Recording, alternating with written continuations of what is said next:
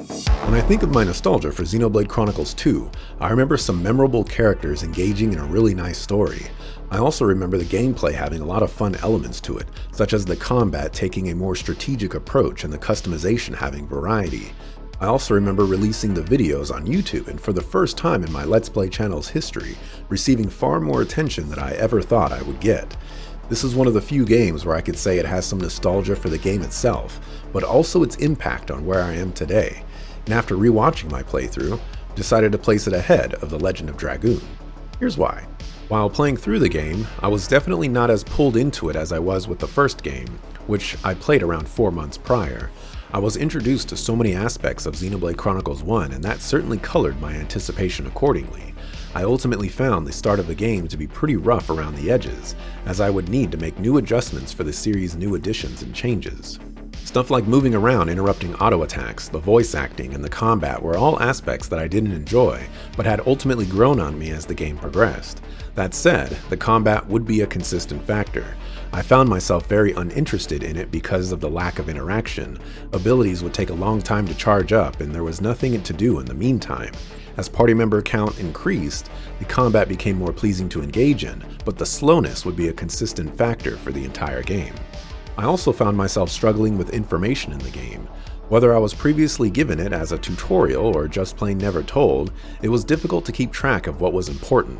Some tutorials in the early game only became relevant for me in the middle to late game, while some parts of the late game brought systems full circle for me. Items like the overdrive crystals were something I never recalled being explained at a time where I felt it was relevant, which meant that I would use those items early on generic blades. This sent me down a dark path because I started opening all core crystals on Rex, thinking I could just swap them to other drivers later. After acquiring several uniques that Rex could never use, pain and confusion set in pretty quickly as the party members rolled in. There was also a lot of tediousness around the affinity chart that took me a long time to understand. When unlocking a node on the affinity chart, it isn't acquired at that point. You have to physically go into the menu and visit the blade's affinity chart, where it will then unlock. This meant that there was a lot of wasted progress on nodes because I didn't complete the progress until many hours into the game. An additional add-on to the affinity chart issue, but just a larger issue in general, was that the game wasted so much time.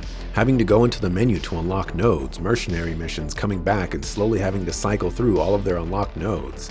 Unlocking treasure chests and special areas of interest that required blades to slowly cycle through their abilities one by one so you can meet the threshold. All of these things heavily weighed down on my experience with the game. And yet, I still came out of the playthrough having enjoyed it a lot. There were definitely more struggles that were to be had, and I didn't like the added space stuff at the end, but once again, the world, the characters, and the exploration really excelled. It built upon the systems of the first game and ended up creating a far more expansive world. On top of that, the combat, once you really get into the meat of it, gets very complex and the customization can really provide wonders for having fun. In the end, I thought the game was just fantastic and I enjoyed the journey. The rewatch was admittedly more interesting than expected. While I sympathized with my past self's boredom in the early game, I actually found a steady amount of enjoyment. There was a great sort of progression as we moved from Titan to Titan and stumbling into the inner reaches of each world. I think the characters do a really good job of being relatable and interesting, even with a fair share of voice direction stumbles along the way. I do think the story has a bit of disjointedness to it though. Sometimes it feels like we're wandering aimlessly with no direction, which I think is part of the reason why I feel some cutscenes are misplaced. Some sequences with characters, which are usually flashbacks or villain scenes, tend to happen in awkward moments. We will be in the middle of an important approach to a certain sequence and suddenly we get some random scene with Torna characters as an example. Which I suppose brings me to the characters, of which I enjoyed them a lot. Zeke was a true highlight for me, as well as Poppy. Nia I didn't like at the start, but she grows on you a lot, including after when she becomes a blade, although her scenes are another example of awkwardly placed ones. Amalthus was a solid villain, but the Torna crew were confusing for me. The game presses them pretty hard to be villains, and then put even more effort into forcing us to sympathize with them. This is one aspect of JRPGs I tend to not enjoy, as redemption arcs really take away from the character in my opinion. Jin in particular just feels like wasted potential, especially after the Moritha scenes occur. Some other things that really seem to bother past self or present me were the requirements of blades to progress the story. There's one door in particular that requires something like 5 focus and endurance or something, which felt like an absurd requirement. If someone doesn't meet it, They then have to go grind to continue, which is not good. Potion spawns being seemingly random were also pretty frustrating to witness. There's plenty of fights where potions would fall off a ledge, get stuck in a wall, or go inside the enemy's model where I couldn't reach them. The distance they dropped from the enemy was also frustrating, to the point where sometimes I'd have to walk pretty far to get to a potion. The last thing that I'll echo is the inclusion of the space portion of the game.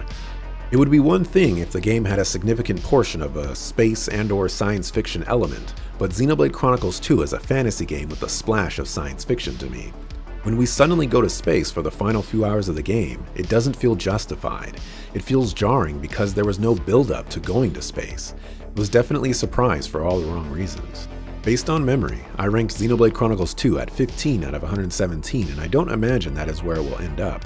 Despite my enjoyment of the characters, the narrative, and the great world it has built, I think this is one scenario where the supporting factors of the game weigh it down a lot. The activities that I engaged in the most were among the ones that put a blemish on the experience at the very least, to outright reducing enjoyment at the very most. With all of that said, I think it comes ahead of The Legend of Dragoon. Both of these games struggle with similar aspects, but Xenoblade Chronicles 2 has a better level of execution to aid it. It gets progressively better the longer the game gets, which could be a detriment if someone never got that far. That said, I did reach the end and I did feel rewarded for getting there, even if the ending didn't hit as hard as I wish it did.